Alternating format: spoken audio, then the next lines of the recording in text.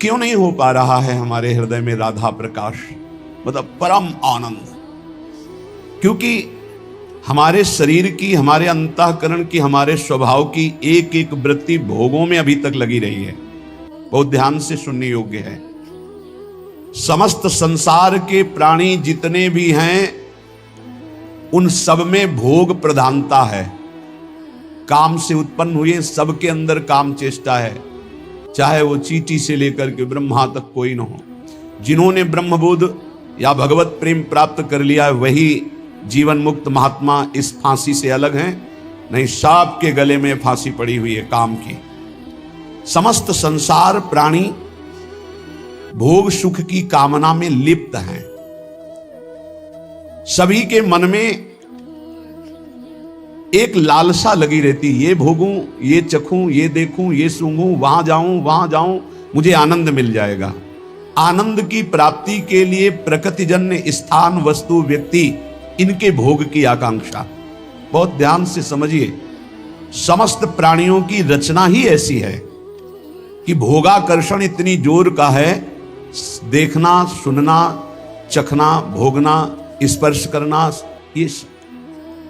यही पूरा चिंतन चलता रहता है रात दिन। क्या खाना है, कहां जाना है, क्या देखना है, क्या सुनना है, क्या भोगना है, क्या पाना है, क्या, बस यही चलता रहता। मनुष्य प्रधान है समस्त योनियों में क्योंकि बुद्धि प्रधान है, पर यह भी दिन रात इसी चिंता में जलता रहता है भोगों की लालसा पूरी करने के लिए। इतना रुपया हो गया, इतना हो जाए, इतनी व्यवस्था हो गई, इतनी व्यवस्था हो जाए, इतनी जमीन हो गई और इतनी हो जाए, अब ये कर लिया, अब ये कर लूंगा और सुखी हो जाऊंगा।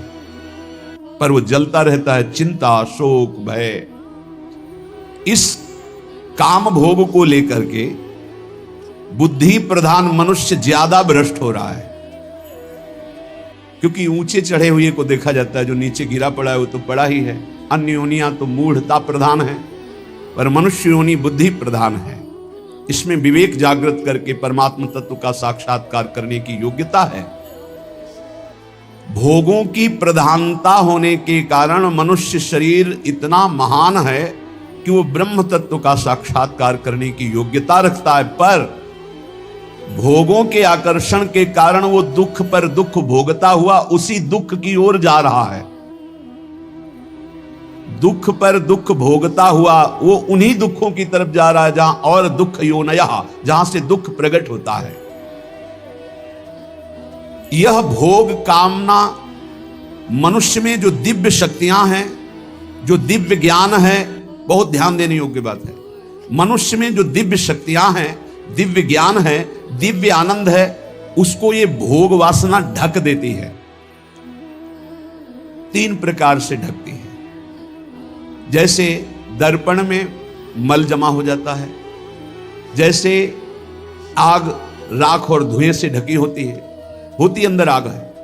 जैसे गर्भ से जेर ढका होता है, जेर में ऐसे ऊपर झिल्ली, फिर अंदर ऐसे घृणित पदार्थ उनके अंदर होता है। ऐसे तीन प्रकार के साधकों की बुद्धि काम में ढक जाती है। जो एक अच्छे सतोगुणी होते हैं उनकी धुआं और राख से ढकी हुई अग्नि की समान बुद्धि होती है। थोड़ा सा फूंक लगी, अग्नि प्रज्वलित हो गई। थोड़ा सा झटका लगा, अरे मैं कहां भ्रमित हो रहा हूं, मैं अपना पतन कर रहा हूं, तत्काल वो सावधान हो गया और ज्ञानाग्नि प्रकट हुई, वासना को त्याग करके वो आगे बढ़ गया। दूसरा सत रज मिश्रित, दर्पण सामने है पर चेहरा नहीं दिखाई दे रहा, बोध नहीं हो रहा क्योंकि मल लगा हुआ है। उसके लिए विशेष सत्संग की आवश्यकता है।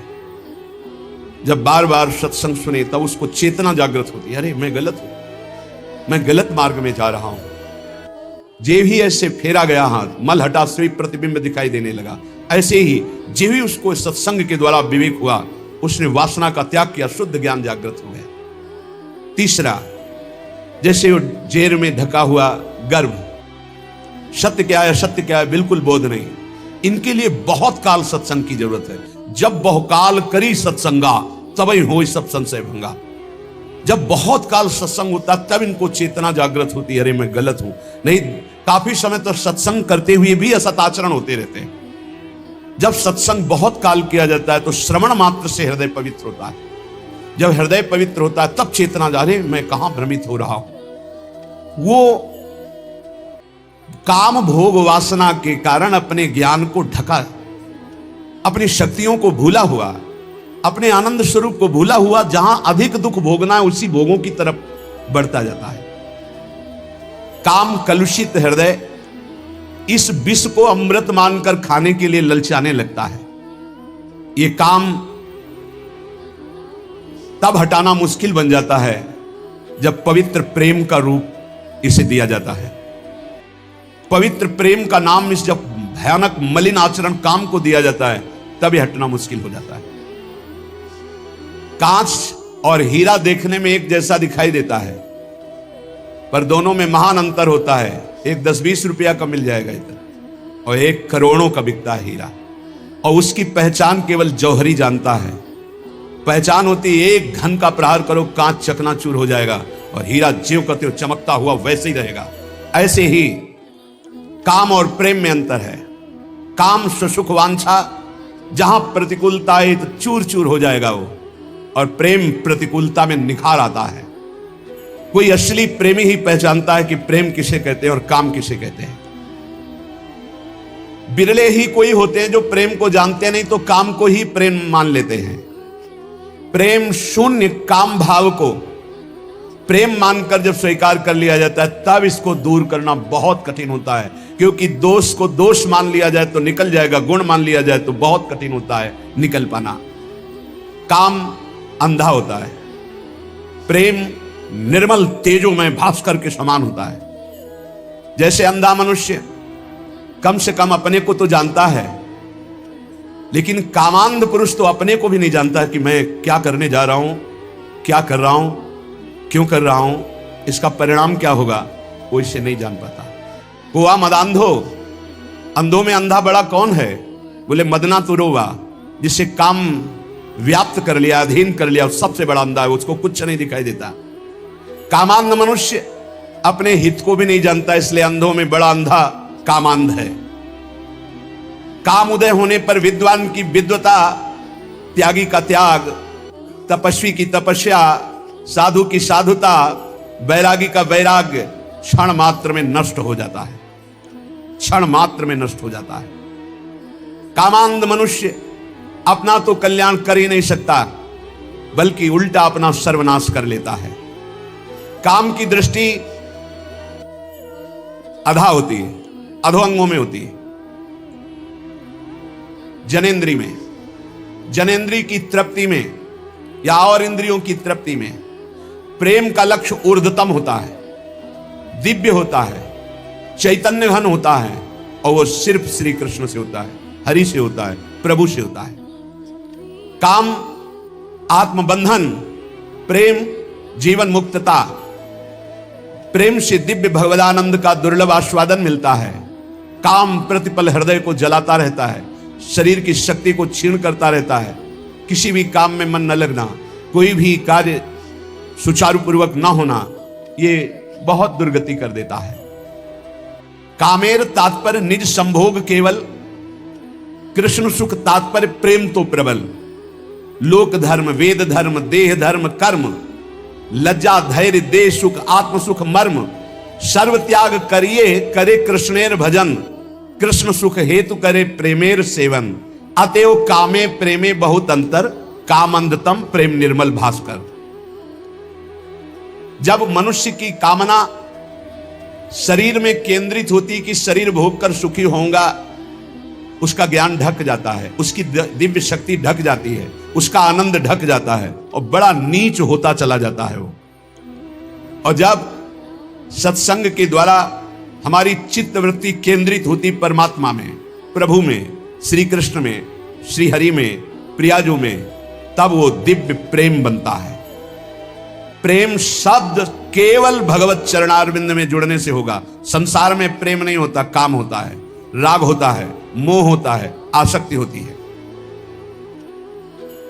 जिस उपासक को निजेंद्रिय तृप्ति की इच्छा जागृत रहती है, ये खा लूं, ये भोग लूं, ये देख लूं, ये सुन लूं, वहां चला जाए, वहां का खाया जाए, ऐसा किया जाए, वो भोग सुख कामना जितनी बढ़ती चली जाएगी उतना ही वो राक्षस होता चला जाएगा, पशुता आती चली जाएगी, आसुरी भाव बढ़ता चला जाएगा, उसमें वो जान नहीं पाएगा आसुरी भाव, उतना ही वो निकृष्ट होता चला जाएगा। और जितना भोग सुख कामना का त्याग होता जाएगा उतनी शांति आती जाएगी। त्यागात शांति निरंतरम। और शांति में चिंतन जो होता है, फिर सही दिशा हम निर्णय कर पाते हैं जब हृदय शांत होता है। शांत कब होता है? त्यागात शांति निरंतरम। जब भोगों के सुखों का त्याग, तो तत्काल शांति हृदय में, और उस शांति से वो फिर भाव दशा की तरफ बढ़ता है। वो उतना ही महान होता जाता है जो जितना काम सुख का त्याग करता जाता है। जो शरीर भोग सुख को सर्वथा भूल करके एकमात्र परमात्म चिंतन में रमा रहता है, उसे ही महापुरुष कहते हैं। महापुरुष कौन है? जो मदन सुख, जो मोहाशक्ति और जो मद, तीनों पर विजय प्राप्त किए हुए, तीन मकार पर जो विजय प्राप्त किए हुए महापुरुष है। जो काम विजयी है, जो अहंकार विजयी है, और जिसकी कहीं भी मोह ममता नहीं है, एकमात्र प्रभु श्री हरि में, वही महापुरुष है। जो निरंतर भगवदाकार वृत्ति में डूबा हुआ है, शरीर सुख छोड़कर, वही महापुरुष है। जिनका आत्मसुख सदा सर्वदा प्रभु के सुख में परिणित हो जाता है, उन महापुरुषों द्वारा जगत का कल्याण अपने आप प्रारंभ हो जाता है। वो जगत बंदनी, उनकी तुलना में कोई भी तपस्वी या कोई भी नहीं हो सकता। जो निरंतर भगवान के चिंतन में डूबे हैं, शरीर सुख के त्यागी हैं, उन महापुरुषों के द्वारा जगत मंगल स्वयं होता है। उनको संकल्प नहीं करना पड़ता, उनकी बराबरी कोई नहीं कर सकता। जो प्रेमी जन होते हैं वो इष्ट सुख प्राणा होते हैं। अपने इष्ट के सुख में निमग्न रहने वाले, अपने इष्ट को प्राण समर्पित करने वाले, जैसे भगवान श्री कृष्णचंद्र जो गीता में कहते हैं, मदगत प्राणा, मच्चित्ता मदगत प्राणा बोधयंता परस्परम। जो मेरे में सदैव चित्त लगाए हुए हैं और मेरे को प्राण समर्पित कर दिए हैं। अब जीने मरने की परवाह नहीं, अब भूख प्यास की परवाह नहीं, अब दुख सुख की परवाह नहीं, क्योंकि मेरे प्राण प्राणनाथ को समर्पित है। उनका सहज सुख हो जाता है भगवदानंद। जैसे अभी सहज सुख है विषयानंद, हमारी वृत्तियां सहज में विषयानंद में जाती है, ऐसे उन महापुरुषों का सहज चिंतन, सहज आनंद भगवदानंद होता है। वेद धर्म, देह धर्म, लोक धर्म, लोक की लज्जा, देह सुख, आत्म सुख, परिवार सुख, आर्यपथ, धन के द्वारा प्राप्त सुख, ये सब का त्याग हो जाता है। एकमात्र केवल प्रभु, अपने आराध्य देव, प्रिया प्रीतम, श्यामा श्याम। जब तक उपासक के हृदय में लोक की परवाह है, परलोक की परवाह है, वैदिक सिद्धांतों की परवाह है, भोग मोक्ष की परवाह है, तब तक अभी प्रेम रण क्षेत्र में वो नहीं उतरा। जो प्रेम क्षेत्र में उतरता है, न लाज तीन लोकन की, न वेद को कहो करे, न शंख भूत प्रेत की, न देव जच्छते डरे, सुने न कान और की, दृश्य न और इच्छना। जो अपने इष्ट देव के लिए सर्वस्व का त्याग करके, निज सुख का विस्मरण करके केवल इष्ट सुख में तन्मय हैं, उन्हीं को प्रेमी कहते हैं, उन्हीं को प्रेमी कहते हैं। इस शरीर सुखों को प्रेमी नहीं कहते। निज सुख कामना को जब प्रीति रस की उपाधि दी जाती है, तब वो मलिन हो जाती है। जहां निज सुख कामना, हे प्रभु मैं आपकी आराधना करता हूं, मेरा काम ये पूरा हो जाए, मेरी ये चाह पूरी हो जाए, मेरा ये मेरा ये मेरा ये, तो प्रभु तुम्हारे है ही नहीं। प्रभु से केवल काम करवाने की बात कर रहे हो, अपने को प्रभु का प्रेमी कहलाते हो। बोले उपाधि मात्र है, प्रेम नहीं। प्रेम निरुपाध ही होता है। प्रेम में मांग नहीं होती इस बात की मेरी ये बात पूरी हो जाए, क्योंकि मेरा शब्द तो गया प्रभु के पास। ये तन प्रभु का, मन प्रभु का, प्राण प्रभु का, परिवार प्रभु का, जगत प्रभु का, मेरे सिर्फ प्रभु, मेरे तो गिरधर गोपाल, दूसरों न कोई। जब आप ही मेरे हो तो आपसे क्या मांगना है? आप ही मेरे हो। तो प्रश्न बनता है, क्या ऐसे निरुपाधि प्रेमी में भगवत दर्शन की भी लालसा नहीं होती? क्या अपने इष्ट के दर्शन की चाह करना भी प्रेम में कलंक है या बाधा है? क्या उनकी सेवा सुख में निमग्न होना भी बाधा है? सेवा करते हुए सुखी होना, उनके दर्शन की चाह रखना, उनसे मिलन की आकांक्षा रखना, क्या यह भी प्रेम में बाधा है? बोले नहीं। तो इसमें फिर आ जाता है ना अपना सुख, कि प्रभु को देखकर मुझे सुख होता है, प्रभु की सेवा करके मुझे सुख होता है, तो हम तो सुख ले रहे हैं ना, तो तत्सुख कहां हुआ? बोले नहीं, बड़ा सूक्ष्म वर्णन किया है।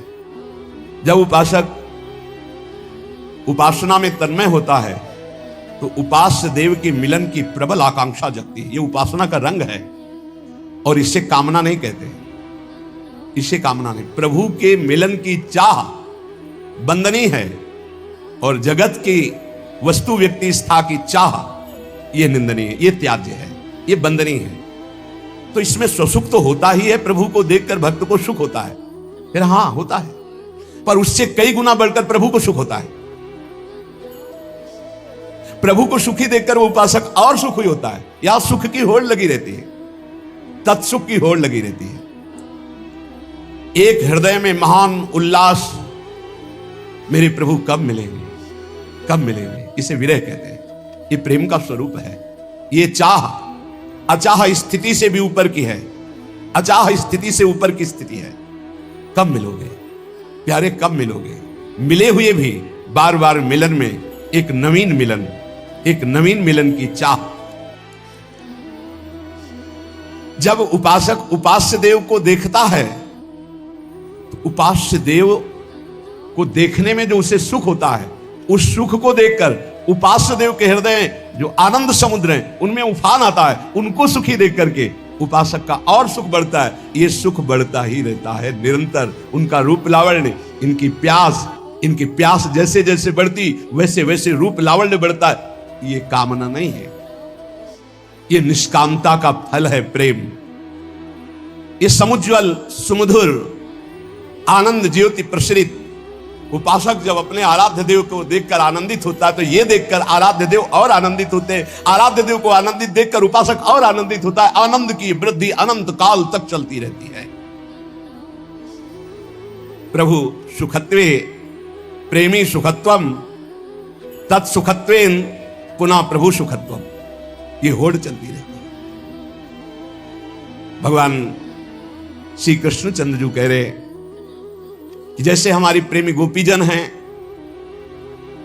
उनका वस्त्राभूषण धारण करना, श्रृंगार करना, खाना पीना, शरीर सजाना, ये सब केवल मेरे लिए है। ऐसे प्रेमी का खाना पीना, शरीर सजाना, जीवन धारण करना, ये केवल अपने प्रीतम प्रभु के लिए है।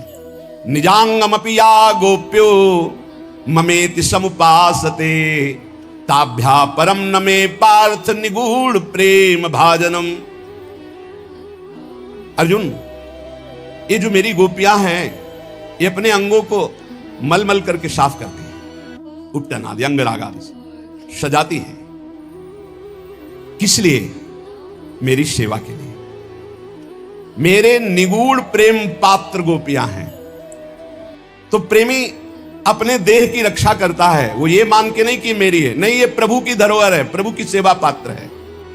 प्रेमी अपने शरीर को सजाता है। जा रहा हूं सेवा में, इस समय तिलक रचना, चंदन रचना, अपनी प्रसादी की सब धारण करके फिर प्रभु की सेवा में।